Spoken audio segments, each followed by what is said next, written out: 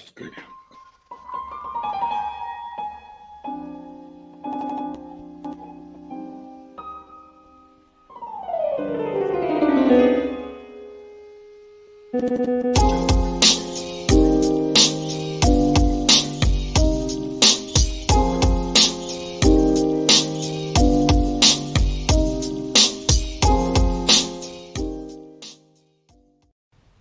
Hello there. Alec Baldwin here with another inappropriate Instagram post. I just wanted to quickly thank you all for the well wishes I've received. People saying how shocked they are that this happened to me and not Stephen. This is clearly a Stephen Baldwin situation. And your beautiful condolences about the loss of my good friend, cinematographer Hannah Montana. She was my friend. We went to dinner once. Unlike that armorer girl, who I don't even remember. Women over 140 pounds are invisible to me. I literally can't see them. Excuse me. Excuse me. Excuse me. Somebody is coming up. I don't know what is going on. Brilliant. Yeah, I don't know. Somebody's coming up. I mean, sorry, that was my wife Ilaria. She's from España, born in a little town known as Boston, Massachusetts. Oh my God, this guy should be on SNL. What do they have Baldwin on for? This guy's better than Baldwin. This guy's not only better at Baldwin than Baldwin doing Trump, he's better at Baldwin doing Baldwin. Wow, that's brilliant. Is this guy a working comic? I mean, yes, it's Kyle Dunnigan. If anyone has ever got a chance to see him, he is well, he's known as Instagram comic now, but he's been around for 20 plus years. He wrote for Sarah Silverman and Amy Schumer, and he kind of quit writing for television and was it Reno 911, and then went off and just said, "Yeah, that was a good I'm going to do my own thing." But the dude is an amazing impersonator. He does an amazing Bill Maher as well. Wow, and Caitlyn I'd like Jenner. to see that next week. Let's have this guy on every week. Let's have him introduce the show as a different douchebag. We got to have the douchebag segment of the week where this guy comes on as a douche. Why not? Right? I mean, you know what? If we sit here again, everybody, we're early. We know that. We can't dictate Alec releasing something on his Instagram. As soon as we drop the show the next day, everybody's saying, "Oh, look, you got a video, you got to react." And I'm like, okay. So that is the reason that we're early on it, and to give us a little bit of help, because we not only have douchey Instagram, and that would be Baldwin, we have a lawyer to come on and help us figure out the search warrant situation. Nate, the lawyer. God, somebody help us. What's going on? This We're two idiots. We need a lawyer, Nate. We don't even know what we're talking about here. That's true. I doubt that. I watched this show. I doubt that highly. We have no idea what we're talking about. We don't. And the good thing is that Nate could cover all the bases, considering Baldwin is in New York, and Nate was a New York cop. He was a New York DA, and he was a law professor in New York. So we can definitely cover what is actually probable or not as we suffer through. Yeah, and I do mean suffer through another Baldwin, Splenda, but not splendid moment. So, Nate, when I was a location manager in New York, I used to work with these rogue movie cops who were fuck-ups who ended up on the movie beat, and we would drive around New York in a squad car while the movies were being filmed, smoking cigars and having some hijinks. Just want to throw that out there. There's a TV show in Renegade Movie Cops, I think. Yeah, that was actually it became really nice at the end, because you get to meet all the high profile stars, so it's kind of like a good thing, bad thing, and a lot of overtime too with that. So yeah. Oh, look, Baldwin can't even spell his own name, and he doesn't like us. Oh, Bladwin. He's so high he can't even spell anymore. No kidding. His own spell check turned on him, said, "I can't stand this guy anymore." Hey, Vincent Juan, thank you much. We love you too, man. And I Baldwin, saw somebody. I don't know. I'm always shocked when these celebrities do these interviews before, like, before the DAs do the investigations. Like, what are you trying to get out in front of, right? It's like, if you'd had nothing to do wrong, if you didn't do anything wrong, usually you shut up, let the process go, and then afterwards you give your interview, right? But I don't know. It's like he's trying to protect something, but that search warrant, it's not. It looks a little maybe problematic for him. So, anyway, thank you, Jennifer. Just to warn Jennifer and anybody else, we really appreciate the memberships, but do note that we give a whole lot more on locals than we do on YouTube membership. YouTube membership just allows us to, not do much. So we do pretty much everything on locals. Everyone who joins locals gets a free search warrant. So just keep that in mind. Written up by Nate. It doesn't really have any veracity. Holy cow, Jennifer. Oh my God. Jennifer Bond. Jennifer. Throwing down. I mean, I was just pulling that up and whoa. Thank you, Mrs. Bond, 007. Oh, and she's a big member. Thank you. Jennifer, hero. Baby, Jennifer is our you. hero. Oh my goodness. That's awesome. That's awesome. Oh my God. Now, I was reading about it. Either a lawyer or a DA in Santa Fe, he was saying that most search warrants in New Mexico are executed between 2 and 10 days, Nate. Otherwise, after 10, you got to go back to court. They're not unlimited. Time-wise, are they, Nate? Or well, generally for us, because I've written search warrants in a couple of different jurisdictions here in New York. I've written them for the Bronx DA, for Brooklyn DA. Actually, I wrote after the initial the Supreme Court ruling that came out that said you had to. Well, just for a little context. Before, I forgot what year it was. Before, I think 2013. You didn't need a search warrant to search phones. You could actually, cops would just grab people's phones, and if you can get in, they would search it. Then the Supreme Court came out with a ruling by Justice Roberts that said, well, if you're going to go into somebody's phone, you need a search warrant. So in Brooklyn, there was an incident with a drone. And that drone was interfering with the police searching for like a child, the police helicopter. So it was like with the first one of those search warrants that came down was like, all right, we need a search warrant to go into this electronic equipment. So I wrote that the original search warrant, which was a press case. So that was like my first like touch of the search warrant, and then I wrote many for the Bronx DA. But here, with this, to answer your question, generally you don't get a search warrant forever. That search warrant is limited to, I know for us sometimes it was 30 days, 15 days. It all depends on what the judge allowed, and generally you can only do it at a certain amount of time. Like if you wanted to search someone's home, you had to do it in the daytime. You couldn't execute a search warrant at 2:00 in the morning, except if it was like a dangerous situation. Then you can ask the judge for an extenuating circumstance, so you can go in at night. But generally, you had to be during the daytime and within a reasonable amount of time frame. It couldn't just be a search warrant forever. Let me ask you this: what if it was a search warrant in Jersey City? Well, again, I'm not sure. Let's say the guy worked in New York, Nate, but he lived in Jersey City, went through the tunnel. Do you call up Jersey City police? I'm just trying to make the same thing here that we had in New York. We would for Jersey, like our search warrants from New York wouldn't actually, I couldn't write a search warrant to search someone's home in Jersey, but I would call the Jersey people and say, okay, this is our faxes, and they would go to a Jersey judge, and that Jersey judge would issue a search warrant for that location. But that's different with the feds, because the feds is everywhere. So if the feds usually get a search warrant, they can go wherever they want to go. But for us, we'd have to call Jersey and do all our stuff there.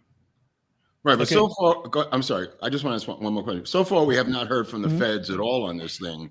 So apparently they are tangentially involved, right, Eric? Or supposedly all kinds of evidence has gone to them. But the problem is that feds are always available for consulting any police department in the country.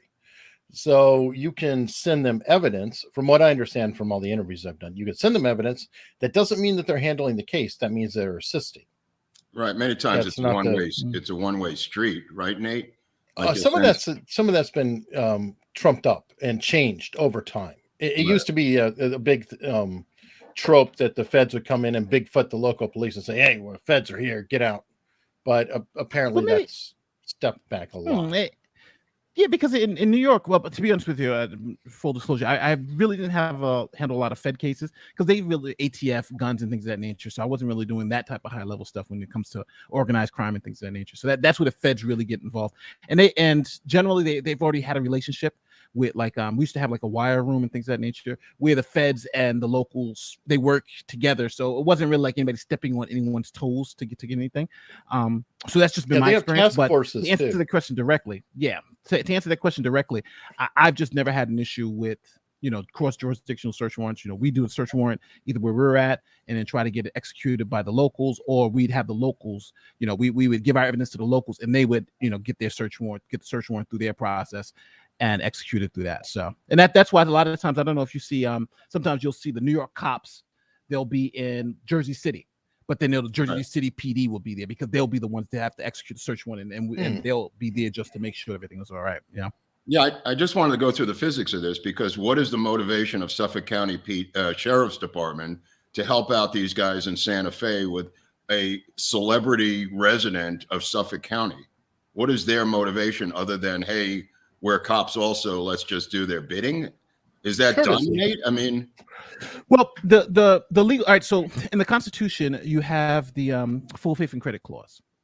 So that also helps. So I'm assuming in this case, you have the search warrant is from New Mexico. They go to the judge in New Mexico and say, here's all our evidence of probable cause. Then the Leos in Santa Fe will then say, we want to execute the search warrant in Suffolk County against this person, Alec Baldwin. So what they do is the cops in Santa Fe have no authority to execute anything in New York. So what they're going to do is call the Suffolk County PD and says, hey, we have a lawful search warrant that we want to be executed there in your jurisdiction. Now, some places make you go to their judge to make sure it's all good on their end. And some places will just take your warrant and then just execute, and then they'll have their cops execute it. So that's what I'm assuming is going to happen here, is that they're, unless Baldwin, he can, go to a New York court and say, well, hey, I want to quash this search warrant. Or he can file a motion in New Mexico saying, hey, I want to quash this search warrant. And you'll have sometimes issues like that. But generally, search warrants travel easily, especially something like this, which is pretty simple, right? The probable cause here, I think, is simple. Someone was shot, he was holding the gun, and he was communicating with the person, So the probable cause is there. If there was an issue with the probable cause, he would have kind of two bites at the apple. He could challenge it there in New York and then challenge it in Santa Fe. I don't know. I know I said a lot, so if I'm talking too fast, I'm just saying that the search warrant was issued December 17th. We're now up till almost a month after the search warrant's been issued, so it's apparently not cut and dry. Is it possible that his lawyers are fighting it in New York courts or in New Mexico courts just quietly? No, apparently, I followed up on that a little, Mark, beforehand, so if it helps. Supposedly, he's claiming through his lawyers that it is not in the New Mexico jurisdiction because his phone is out of New York, even though I'm going to call BS on that because he's on Verizon, which is a national network. But apparently, his legal team is fighting that. Right. And fighting it here? Fighting it in New York, Eric? Correct. Or in Santa Fe courts? In New York or whatever. Or just saying, hey, they're saying up yours. You can fight it. Try again. Yeah, you can fight it in two places. He can fight it here in New York because they need to get the cops here to execute it. So the cops here trying to execute it, he can say, well, that's a bad warrant. You can't execute it under New York law. And then they'll go through that process.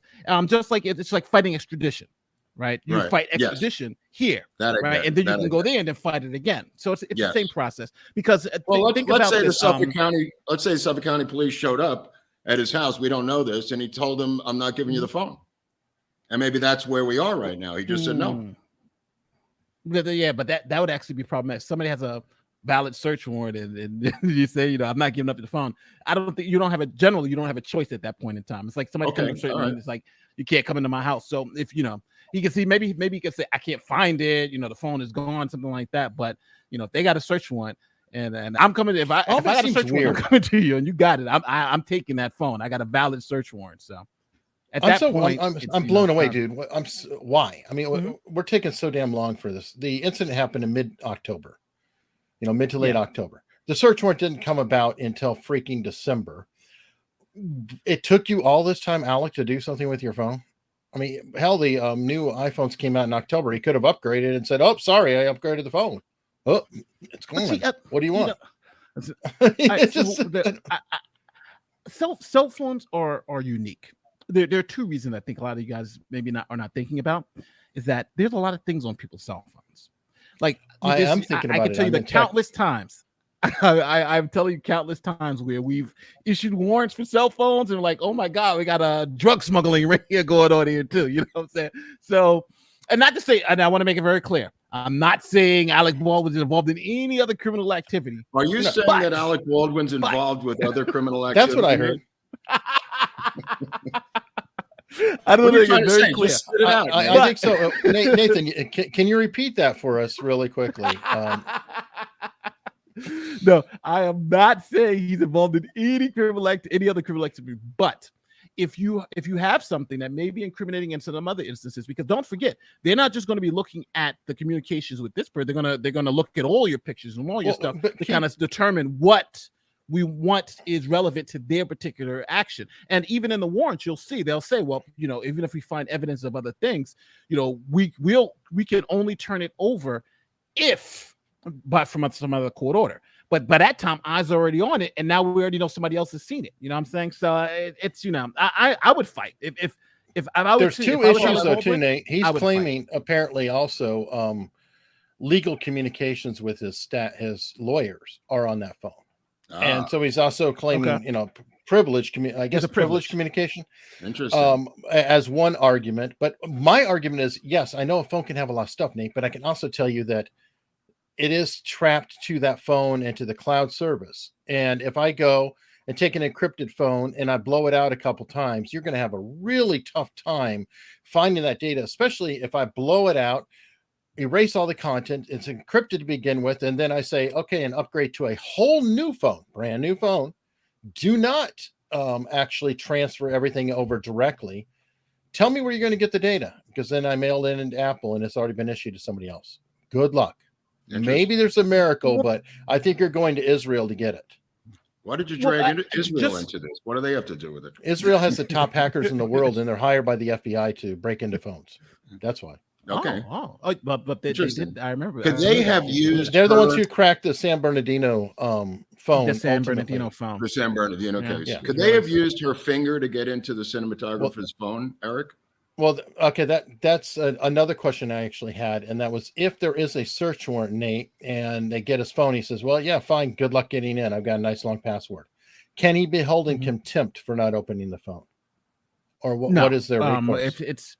Well, your thing is to give up the property. It's their business to get the information, and right, you can't, they can ask, but generally, here's the phone. So there is there is that other problem then of, okay, here you go. Good luck with that. But again, it's really jurisdictional based, though. Some jurisdictions may have a rule, or there may be a law that says you must be compelled to give over the password. Some jurisdictions may not have that rule. I don't want to get too jurisdiction specific. I just know here you give over your phone, they'll ask you for your password, and then there may be a little tussle between the two. I thought you had to, like, if you have a safe and there's a search warrant that you're supposed to turn over the contents of the safe, and you say, screw you, get it open on your own. Yeah, there's a safe. Yeah, I was told that you could be held in contempt. And did I read that wrong? It's possible. I've had people. Well, I'll say in my experience, because you could 100% right. Yeah, you could be 100% correct, right? I'm just saying in my experience, I've had people, here's the search warrant, F you, good luck, and we take it and we give it to the guys and they go crack it and we get the information. But don't forget too, I want to make it very clear.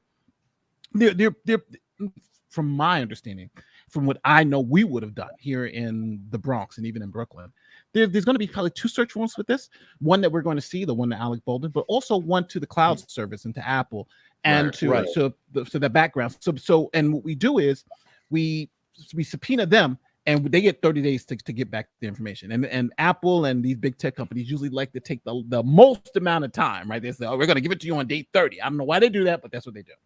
And then when we get that information, we get the information to compare it to your phone because it tells us what you've deleted, what you're trying to hide, that type of thing. That's what I thought. So I'm thinking that's also, because that just makes sense, right? Because everything that you do on your phone is backed up to the cloud. So, so I'm assuming as soon as they get the information to the cloud, they already know what's on this phone. But they're probably just trying to go to the backup. And then, obviously, Nate, I'm going to push back again because they only know what is actually synced to iCloud. I can tell you half of the people out there, especially if they don't pay for space. I was pointing this out to Mark. Like when you do videos of something, like let's say he videotaped the scene right after, it does not automatically sync with iCloud because there's a storage space issue. There's also how much, bandwidth is going to take to sync the video up to iCloud. And then how much storage does he actually have? I happen to pay for storage, but if you don't pay for it, many people don't. They just get, they get an iPhone and they just use it. And if it's not backed up, they're SOL. So you have to have that. What if you have Signal on the phone? Signal's not backed up to iCloud. What if you have every other chat service on the phone? That's not necessarily backed up, or the application is backed up, but not the actual data from the application is backed up. There's a million parameters.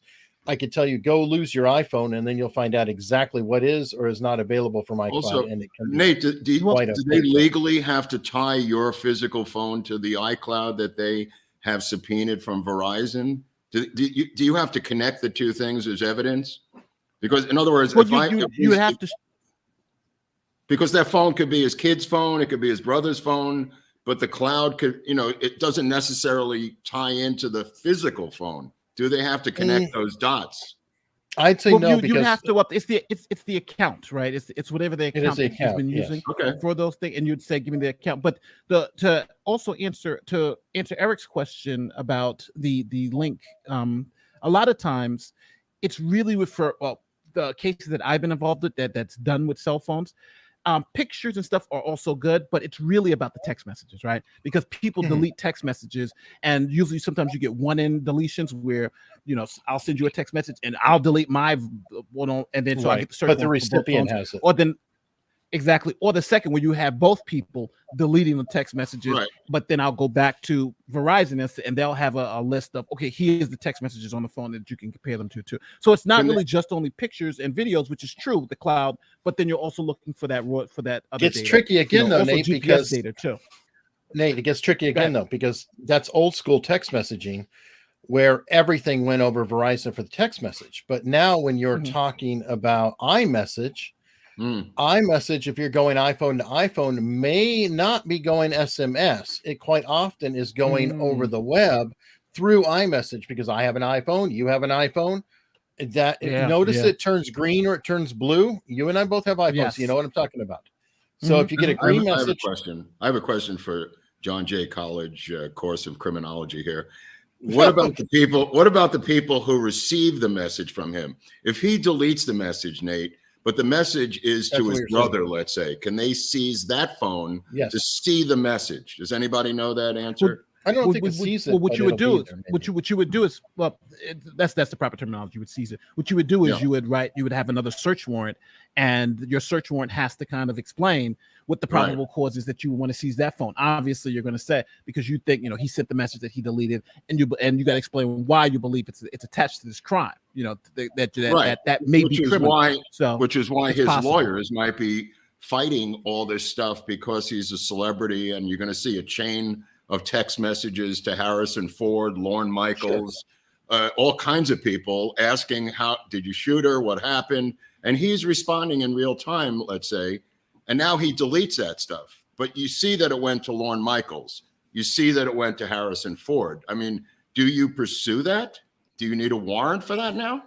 I don't know. That's problematic too, because Harrison Ford didn't do anything. Harrison Ford says, by the way, we're not saying that he sent it to Harrison Ford. Mark is, but we aren't. There was a rumor that Harrison Ford was going to fly him out of the assassination location to Mexico. I don't know if that's true. We're following up the leads on that at this point. Anyway, I could see where the Harrison Ford and his legal team might say, I don't care if he sent a message. This is my phone. You can't just take my property without any due cause. I committed no crime. Well, it wouldn't be up to, and that's the thing with search warrants and the seizure parameters, right? Because it's not Harrison Ford you got to convince. You have to convince an independent judge that there's probable cause that you believe that information of a crime may be on that phone. And if you could convince a judge that, even though Harrison Ford had nothing to do with it, but that these messages may have went to him around the same time about the same event that were deleted, then maybe you got something. But again, that's why it's really important to have that judge there to explain to them why you need Harrison Ford's phone. Maybe you can do it, maybe you can't. I think it's going to be an uphill battle, But Right. you can make an argument. By the way, Mark was concerned. I just wanted to bring it up. This is what I'm talking about. Celebrate is the company out of Israel who can crack phones. They're the top people in the entire world. So when I'm saying go to Israel, I'm just saying you got to go to Israel where the best people in the world are at cracking phones. Oh, That's where okay. you're going So to it get was it done. pro-Israel. Okay, take that back. I want to move on to the coroner's report. Nate, how long does it take to get a coroner's report on this homicide? I mean, this is going back to October. It's a public record, public coroner. It's a public official. Are they allowed to suppress the coroner's report until trial, Nate? Or what's the rule of thumb here? Toxicology could take 90 days. I get it. Yeah, but from generally the way they would do it is the way I'm assuming they're making the argument is that it's not complete, right? And it's not complete because we want toxicology, we want everything back, right? So everything else could be complete, but but without the toxicology, it's not complete. And as long as it's not technically complete and signed off on, then we can hold it back. And until we put it back into the public domain too, because now we're going to have to use this for trial. So we're going to get that report, but again, it's probably going to take some time because they think about this also with the prosecution. This is obviously a very public case, and they don't want too much information going out there to color people's opinions. Because don't forget, if they put all that information out, their jury pool is going to be covered too, and the defense is going to be sitting there yelling, "Look, they put all this information out. They've been watching America's Untold Stories, and we can't get a fair jury." So. And I believe, correct me if I'm wrong, that they can just hold it back and say this is an open, active investigation, and we're not releasing this information at this time. There are people who are actively being investigated. Say what? But only to a certain point. And again, it's tough being on. Well, they have to at trial, but I see coroner's reports that aren't released all the time. I mean, there's 911. Elliot Smith's 911 call can't be released. And they won't release it. And that's not a closed case, Eric. The Elliot Smith report. That's my point. It's an open case. They're coming down saying this is an open case. And from what I understand, Elliot Smith, his coroner's report was leaked, so it wasn't necessarily released. It was leaked. Well, just to be clear, there are definitely. It all depends. Again, it's so jurisdictional based. Like I know where I was at. Sometimes we were allowed to hold back public documents if we believe that it would hurt the furtherance of the investigation, right? So, I'm going to hold back a coroner's report if I know, if something's in there that may, by being put out, may hurt the investigation. That I'm allowed to do that, but then I still got to be able to make that argument to someone else, right? There's some independent third party to say, I'm not releasing this because the first thing you'll get is a FOIA request, right? Hey, if you want to see, and I'm expecting that's probably happening in this case, right? We want the FOIA request, and then you'd have to explain what good reason you have. And generally, the reason is it's still an open, active investigation, and we believe the information that comes out is going to hurt the investigation. That's just what I said. So which is, by the way, incredibly vague because you don't have to say why or how or necessarily release it to the people. Sorry, this is an open, active investigation, and we cannot really. Here's my next question: with a political hot potato like this, why wouldn't the DA just take everybody and throw them at the grand jury, the top 4 people, and say, here's what we have. You're the grand jury. We've assembled. You figure it out. You know what I mean? Take the top 3 people, top 4 people, Nate, and just say, look, we got this. We got a missing live bullet. We don't know how it got in here. You're the grand jury. Indict who you're going to indict and let the chips fall where they may. Doesn't that absolve the DA of political stuff? Well, there's a term for that. It's called a runaway grand jury. Okay. For those of you who don't know, a runaway grand jury, it used to happen in New York. So the grand jury is actually one of the most powerful pieces of the criminal justice system, and a lot of times the grand jury doesn't know that. But in New York back in the day, grand juries kind of figured out, like, hold on, we're here for 30 days and we can indict whoever we want. So they would just go run, and they would run away. And what they would say is, "We're indicting this person. We're indicting this person. We're going to indict the goddamn DA because they can indict anybody." The show and they said, "Let's collect dots. Let's indict her father." Yeah. so you could but that's past the runaway grand juries or something in the past. I'm assuming the reason why is because there's an ethics issue when it comes to prosecutors, and the ethics issue is that you're not supposed to really present a case or pursue a case where you don't really believe you have probable cause to stand on, right? And probable cause is that you believe that there's enough evidence here to determine that the crime may probably has likely been committed, and this person is the person that you committed this crime. So I think in evaluating their case, you have to kind of dot your T's and cross your I's, because you still want to be you're still bound by the ethical code to seek justice, not convictions. So just by throwing everything to the grand jury, you don't want to be seen as I'm just seeking convictions for conviction's sake. Second, right. I do agree though that that the safest way politically for this DA to do it is just to present it to the grand jury. But again, they still have to present it to the grand jury. You know what I'm saying? Right. Well, Eric, in the Midnight Rider case, they presented all the top 4 people to the grand jury, and all 4 were indicted.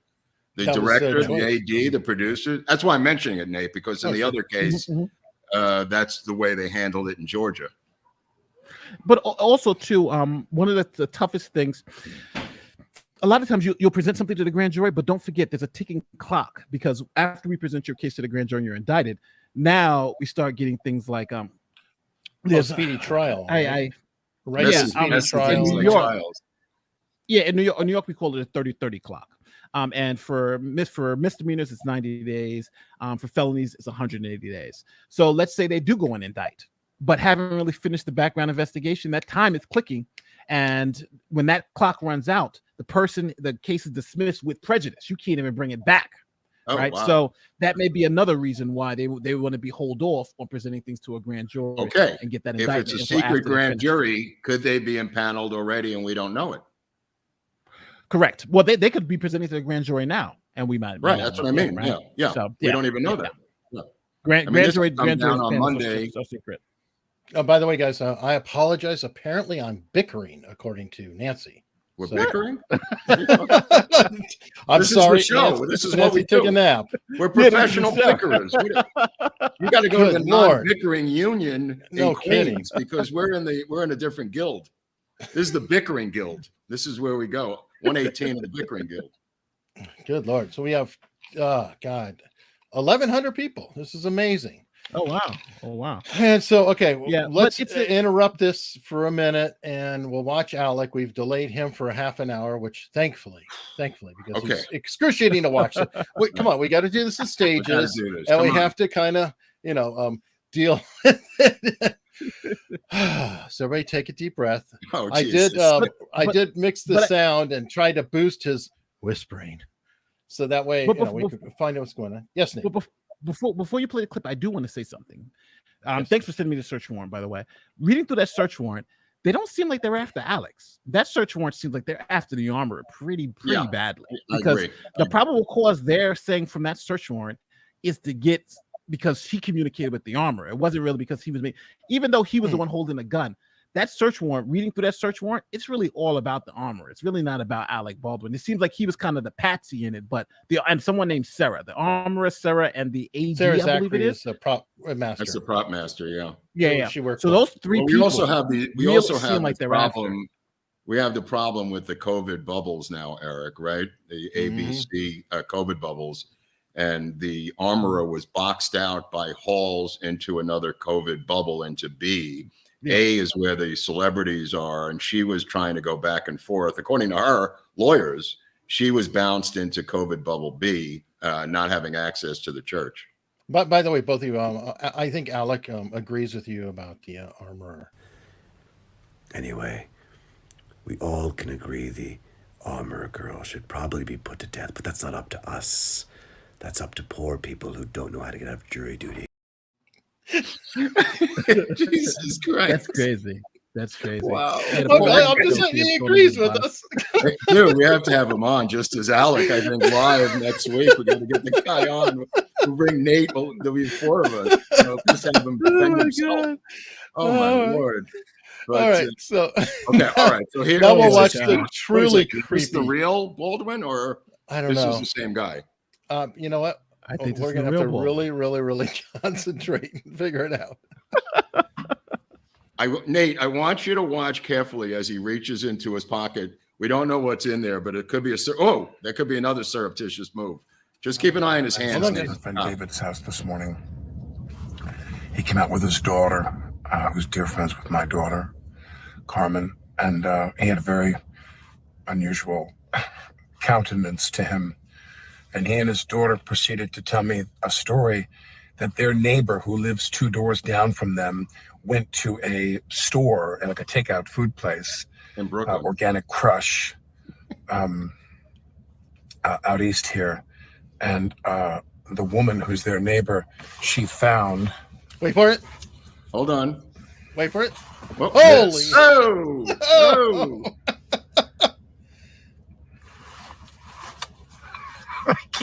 I can't.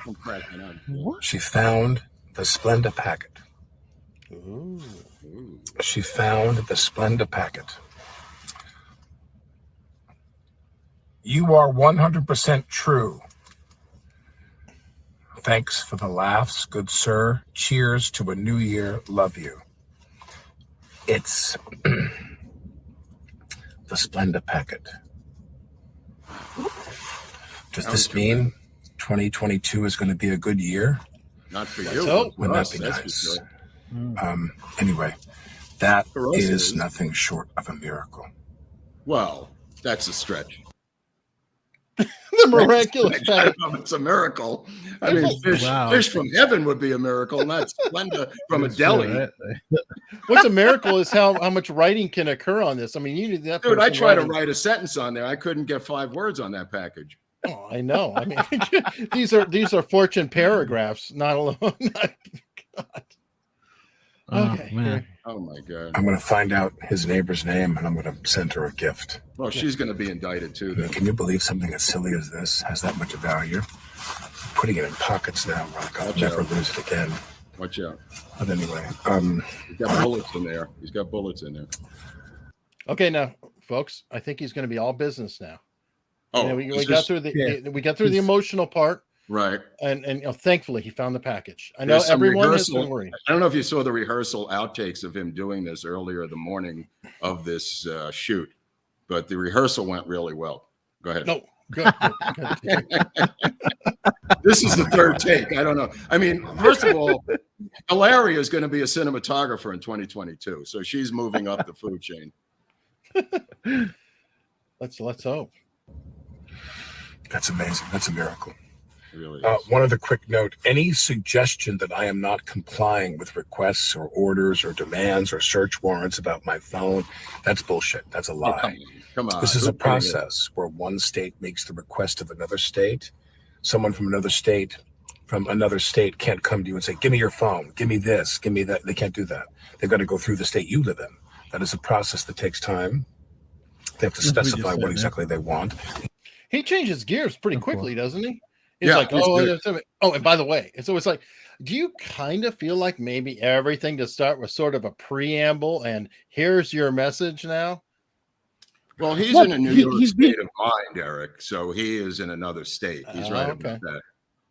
But just so everybody understands what happened, what they did in New Mexico. So they went to their local judge, and got the warrant, right? And now we're trying to execute the warrant in New York. So what they're going to do is go to their police department, right, and say, here is the warrant. We want to execute it against Alec Baldwin. Now, the police and authorities from New Mexico, he's right, cannot execute the warrant in New York. But what they do is hand it to the New York state authorities, and they do the execution on New Mexico's behalf. So we'll see how we'll see how it goes. But I'm assuming what happened here with Alec Baldwin's phone is that they probably said, well, just give us the phone so we can see your communication with the armorer. He said, F you, get a warrant. And they probably didn't think that he didn't think that they would actually go and get the warrant.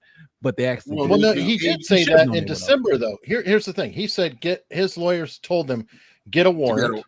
So then they got a warrant, and now they're saying, you know what? Now here's another hoop. So I do feel like they're stretching this out as far and long as they can. Don't know why. As Eric and I discussed yesterday, Holes and Reed turned over their phone upon request. So it's not that unusual, Nate, that they asked Baldwin to do the same that the other two did. They turned over their phones a number of weeks ago. So. But the delay is unusual, unless they asked them a number of weeks ago and they've been fighting the whole time and they went public by saying, you know what, we're getting that warrant that you're demanding. Well, I mean, Nate, I mean, he can't have it both ways. He can't say I am 100% in compliance, but fighting it tooth and nail in the U.S. court system when the other principals turned over their phones. He wants it both ways. He's saying, from what I understand, I am 100% doing everything that they have asked, except I'm fighting it 100% of the way. Yeah, well, that's what he's saying here. Yes. Well, what happens is that there's a legal reality of truth, and there's a factual, and so the legal reality is that he's actually technically correct, right? Yeah, I'm complying, but I'm protecting my own rights, right? I'm making them jump through the hoops just like they would have to do for any other case, right? Hey, you can have my phone, just get a warrant, right? So it's I'll comply, I'll give over my phone, but I just want to do it in the legal process. That's not, it's shady because he can say that technically, and he's right. He's actually correct. I'm complying. I just want them to do it the right way. Versus these other people who don't make you go through the hoops. I think he could also say I didn't pull the trigger because I had the trigger suppressed the entire time I picked up the gun, Nate. And he seems to be emphatic about one phrase: I never pulled the trigger. There we go. SP's got it. Has he Gruller was saying consent versus compliance on his video too. Exactly. That's exactly what it is. Consent versus compliance. Right. Okay. But I'm saying, he has said, I haven't pulled the trigger. I didn't pull the trigger. I would never pull the trigger. And this demonstration we had last week on video showed how you did not have to technically pull the trigger. So he may be correct on that too, Nate. Mm-hmm. He may be correct on that also. But let's just be clear. All this stuff that he's doing is unnecessary, right? Because if you just look at the facts of the case, even the facts in the warrant and the stuff that I've been watching from you guys, I think that his criminal liability is really, really low based on the facts of the case. The armourer's already saying she's the last one to really open and unload the gun. You got the chain of custody of the gun to him where he didn't really realize what was in it. It's going to be extremely hard for a prosecutor to convict Baldwin, and no matter how you feel about the guy, it's just the facts. Right. But he's working on it, Nate. He's working on it. Every time he does this, I think we had two choices. He had two choices. One was shut the F up and never say a word, like the other people have, like the director, or he probably insisted on going public so he wouldn't look guilty. These are the two choices that he faced. He either said, I want to go public so I don't look guilty, because if I don't say a word, I'm going to be appearing to look guilty. And I think he chose the latter of the two choices. But he's doing a Smollett now, because Smollett managed to drag a conviction off of being released. I mean, nothing was happening to Jussie Smollett whatsoever. He was clear. Everybody's pissed, but he was clear. They wrote it off as like, yeah, whatever. And then he kept going and going and going. And that's the way it feels with Baldwin. Is I feel like he's needling, and that sheriff in Santa Fe is like, you know what? Well, let's go ahead and get that warrant. You know what? Let's go. And the DA's finally having to probably hear, we're going to have to do something here, because he keeps going out there and, moving his lips and going on and on and on and on. And I'll tell you, because I've had clients like that before, where their case looks tremendous, right? It's like, there is no way, you're good, don't worry about it. But they want to get ahead of the story, right? They want to get, they want to let people know that they're good, right? Because I'm thinking that's what his lawyers probably said. Hey, listen, you probably don't have anything to worry about. The chain of custody for the gun is clear. They handed you what you believe is a cold. Everybody in the room thought it was a cold gun. You have no liability. Don't worry about it. Just keep your mouth shut. And he's probably like, well, why should I keep my mouth shut? If I got nothing to worry about, let me go do an interview. Let me do these talking points, because now it becomes a PR issue, right? There's more than that. I just want to throw in my Hollywood knowledge here. If he can't get bonded for a film, he can't work. And if this thing is hanging in limbo over him for negligent homicide, and I went through this with Downey and some other people who I know in Hollywood who had done prison time, who couldn't get bonded when they came out and couldn't work. There's a lot of different people who, unless you get bonded, it's a blacklist in a way. You know what I'm saying? So he may want to work and realize, I got to prove my case in the court of public opinion, or I'm not going to work. That's a good point. That's a very good point. I mean, that's a Hollywood point, but it's still relevant, because there's that's his world, not mine. It's his world, and he wants to do this picture ostensibly with Woody Allen in January in Paris. Look, I mean, can you leave the country under these auspices? Sure. I mean, you got to be able to work, Nate, right? But can you get can you get the insurance to work? What if it's a picture with a gun? What if it's a picture, not just him? I'm just saying, what if there's an obscure scene in the movie with a gun, the insurance company says, look, we don't want any part of this now. Now the producers have a problem with casting him. So there's more to this than meets the eye. Yeah, for sure. Let me see. I just have to propose to Jennifer Bond before the show ends. I know. I'm loving this is my future wife. I don't care about you two guys. I got to hook up with Jennifer Bond. Yeah, no kidding. I love this woman. Me too. Are you in New York? Where are you, Jennifer Bond? Please. Yeah. I'm going to LA in 2 days. I'll meet you in Hollywood. Oh, let me ask you a question. If he surrenders to the DA in New York, this guy Bragg, will he be let off immediately without any charges whatsoever, Nate? I mean, what is going on with the ghost of Morgenthau there? I mean, for the love of God, what happened to my city, Nate? I left you in charge. I went to LA, and now it's going to hell in a handbasket. Yeah, the new DA, don't forget it's a progressive model now, right? The progressive model is if somebody robs you with a gun, we're not charging with armed robbery, we're going to charge them with a misdemeanor. I've never heard of that in my life. That's the first time I've ever anywhere. We talked about seriously being hurt, defining what seriously means in the act of getting hurt with the gun crime, right, Nate? Yeah. So with the platform he's run on is that too many minority men get charged with just having a gun. But if it's like going into a bank saying, give me your money, and they give up all the money and you never pull out the gun, he's saying that's not going to be charged as armed bank robbery, right? Just because you had a gun doesn't mean it's armed bank robbery. But that's the definition of armed bank robbery, right? I got a gun just in case, right?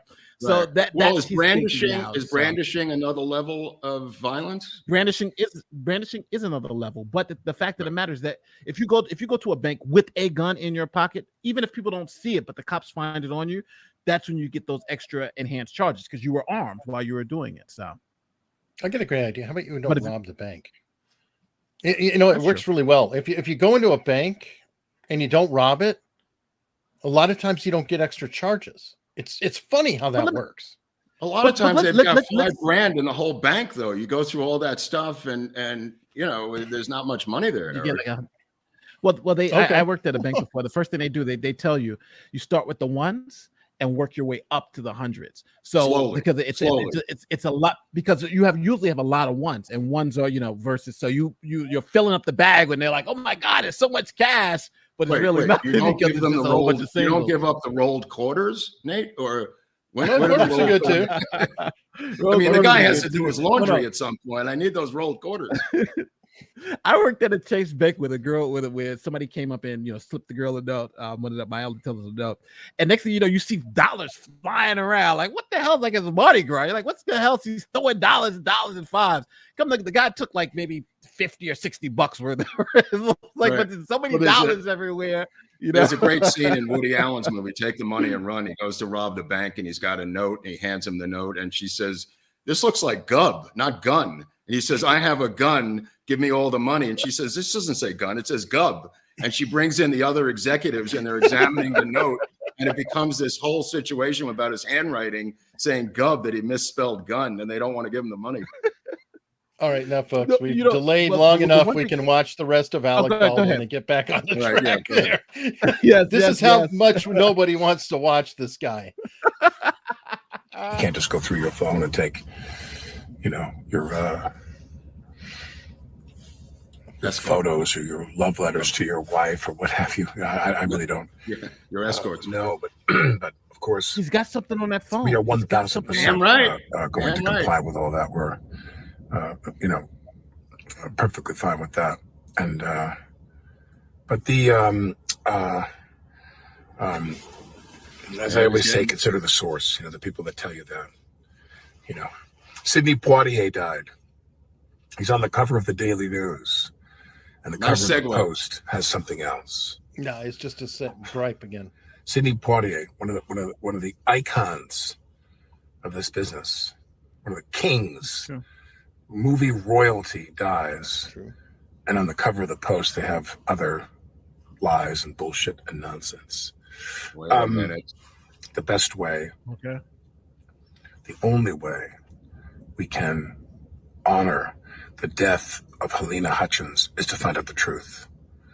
That's what I'm working toward, insisting on, demanding. Okay. That Alec Baldwin, third eye. Organizations involved in this investigation Start with your phone. do everything in their power to find out what really happened. That's all that matters.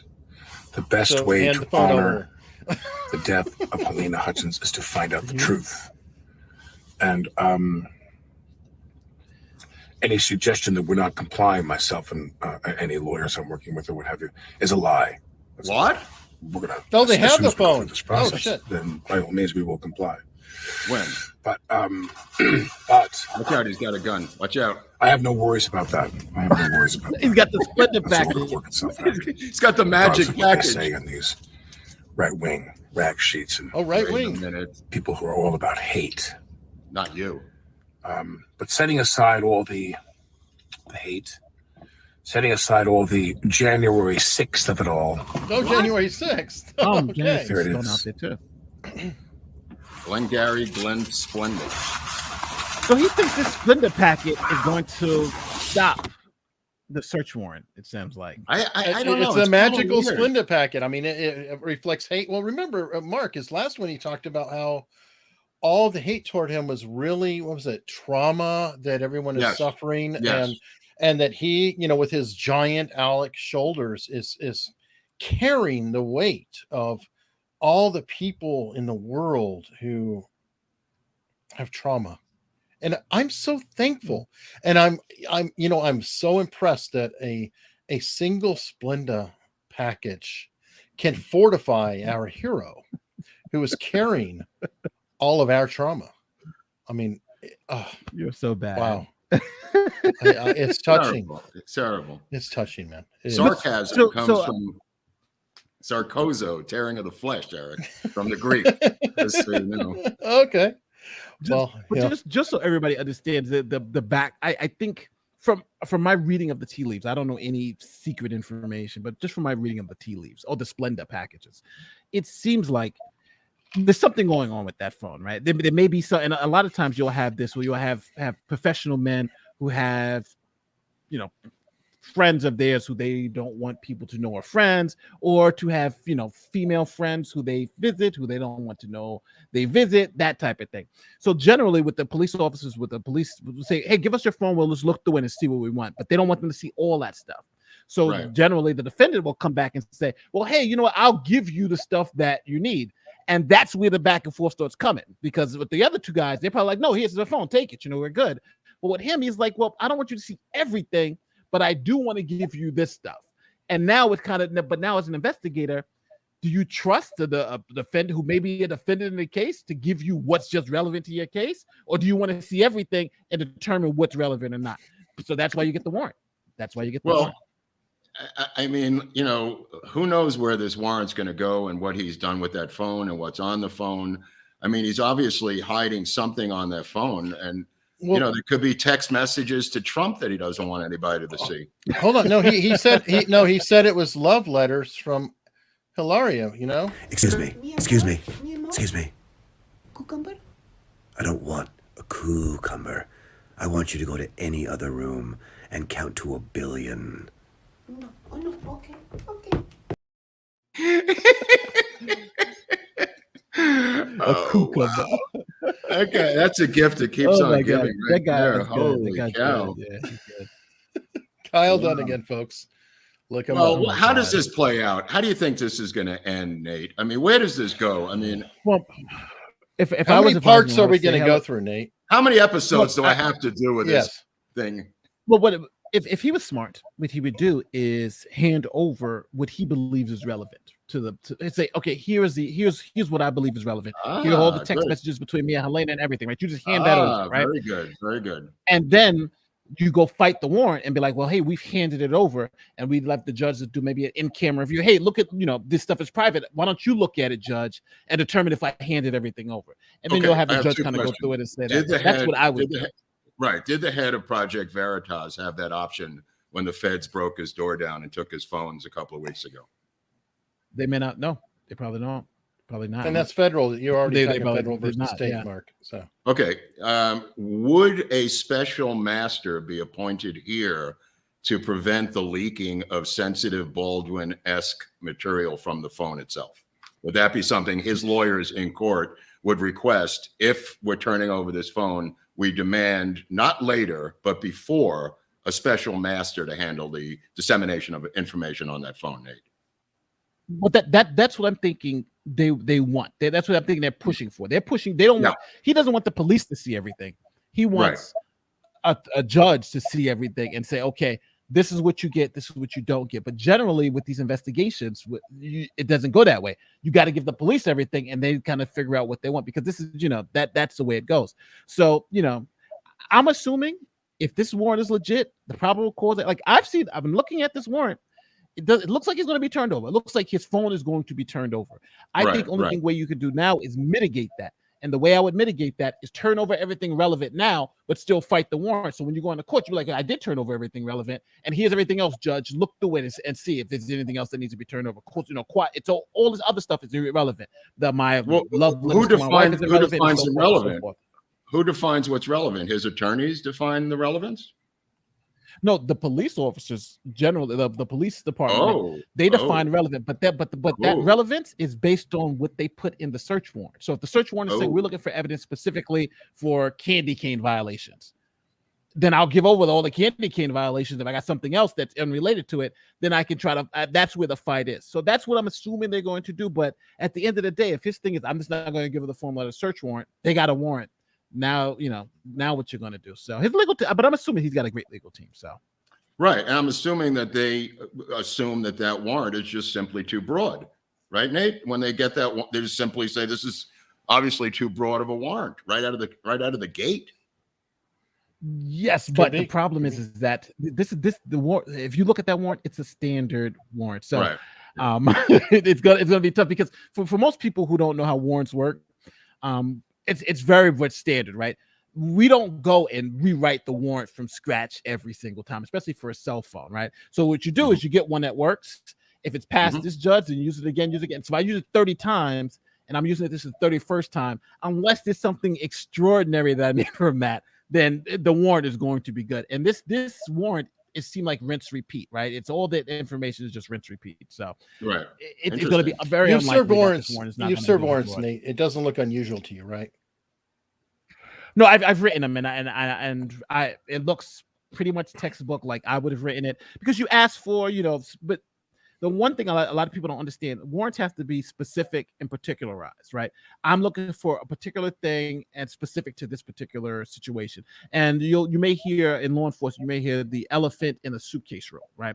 I can't look in, if I'm looking for an elephant, I can't look in your suitcase or your glove compartment. So there are parameters in which you can search. But here with these search warrants for cell phones, it's boilerplate.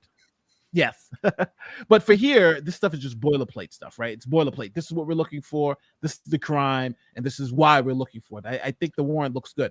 But again, I would fight it, though. If you have a search warrant and you don't think it's right, you should definitely get a lawyer and fight it. That's your right to do.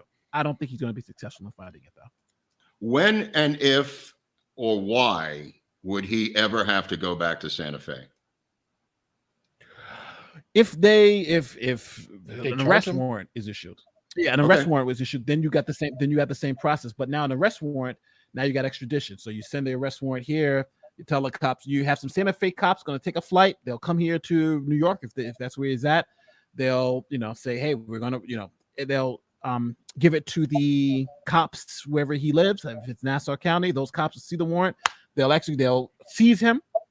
And then he'll fight it out. When you say seize him, that's what I was going to ask you. How do they seize him? How does that get to seizing? That's an arrest, a seizure. Yeah, the arrest. They'll arrest him. Handcuffs. Is there a perp walk, or is it done behind closed doors? Well, they probably arrange it. It's supposed to be. Yeah, it's supposed to be. It's generally you'll come in, whatever, and because I don't think they'll say we'll fly back to Santa Fe to maybe it may be something extraordinary, but generally they want to pick you up. They want to make sure we get you, right? You jump on a flight to Santa Fe, next thing you know, you're in Mexico. So let me see the hands. Let me see the hands of the women viewers out there. Just raise your hands if you'd like to see a perp walk by Baldwin in handcuffs. Let me see your hands. Oh, look at that. Look at those hands going up. Oh, ladies, so vicious today. Well, the people have spoken, Eric. The ladies want the perp walk. Okay, Yeah, well, but on Jimmy, that I don't. happy But note, again, a perp walk in this case is going to be very, very. I think Baldwin is being very sketchy. But I'm thinking his lawyers and he has come to the conclusion his liability isn't about this shooting. This shooting is something that I don't think he's really the worried hands about. are coming in. He's more worried about Double having check. law enforcement look at the contents of that phone. That's what you're I talking about. have one question. While we have you here, what's going to happen when Rikers Island closes? Where is everybody going to be put? They're doing they call it borough jails or That's local what I jails. heard. Yeah, So that's each insane, borough, though. yeah, each borough each borough now is going to have a detention center, and the reason why they're doing it that way is because Good, Mark Graff. they say that if you put people back in their communities, then people can come visit them and nurture Right. them. Okay, I and can help see them that. and Yeah, understand yeah. around that type of thing. So That's why instead of put, putting them that's why they someplace put on an Weinstein up, and that's why Weinstein was put in Dannemora, right? maybe but that's the plan. It's to humanize Rikers Island. But the thing is that the problem is that they're not asking for bail for anything. It's going to be a free-for-all. I just want to see how it changes, because don't forget, we kind of went through this in the 80s when they were like, we're not going to do the bail, it's just this, and they got all out of hand, and they were like, we're going to come down hard again. So it's just one of those, it's just like the bell curve. It goes up, then it goes down, and then when it gets bad enough, it's going to go back up again. Okay. So My final question: the mayor, where is this guy politically? Is he a law and order mayor? We're kind of off track. We're off track. You're just trapping a New Yorker now. Come on. No. All right, This is two New Yorkers talking here, Eric. I mean, God. I'm gonna have to keep you Just- separated. Jesus Christ. Eric, where is this guy? I mean, he's backing Bragg or he's not backing Bragg? I'm confused. Come on. well, the problem is he's Eric Adams. Don't forget he was the borough president of Brooklyn. Right. So just for So everybody he's who's in New York, He's like He's like David Dinkins in a way, who was Manhattan borough president. kind of. Yeah, kind of. He's just a Manhattan. Is he he's a David borough Dinkins? president, Nate? and he got us. No, I don't think he's that bad. I think the thing is that he does Give have him to time. support the police department because he was a cop. He was Right. a captain of the police force, so he does have the support of the troops, and he understands the way he gets reelected. The reason why we had a Republican mayor for 8 with this, for another 12 for 20 years here in the city. Most people don't realize we had a Republican mayor for 20 years. Then just before the last loser left. The reason why was because crime was so bad in the city. They said, well, we got to bring in a Republican and go clean it up. And now Bring in the so Big Daddy. he doesn't want to be, yeah. And so he doesn't want to be that guy to then have that same issue come back to him. So he said he's going to be tough on crime, but this DA in Manhattan is making it really, really hard, because if you're not, no matter what the cops do, people don't understand. No matter what the cops do, how many with their arrest, if he's not going to prosecute it, he's just going to let these people go. Then Welcome it's all to LA. for naught. Welcome All to my for naught. world in Los Angeles. The same things happen in LA. Damn. Yeah, same thing. Same thing.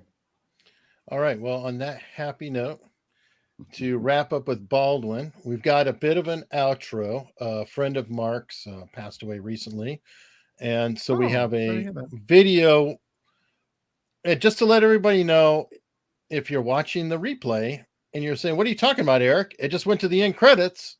Well, we do have a little thing like a copyright battle that's going on. We're fighting the copyright people. We're doing whatever we can to get a few seconds of the song. These celebrities are dying so fast. We're going to do like a dead boomer friend segment at the end of every episode.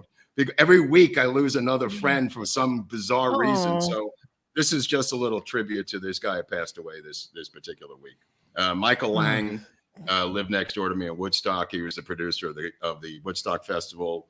He was a manager of Joe Cocker. He started in Miami with the Miami Pop Festival. We brought in Jimi Hendrix in 1969, 1970, the first big music festival of all time, then produced Woodstock 2, and, became a record executive. Great guy, really, really left his mark on the culture as the creator, the brains behind the Woodstock Music and Arts Festival, which is an incredible story, and Michael Lang will be missed. Very true. And this is a little Joe Cocker, since that's who we managed to go out. But before we do, somebody wants to wish us something. Well, anyway, Happy New Year. Stay safe. I can't get enough of that guy. Alec Baldwin.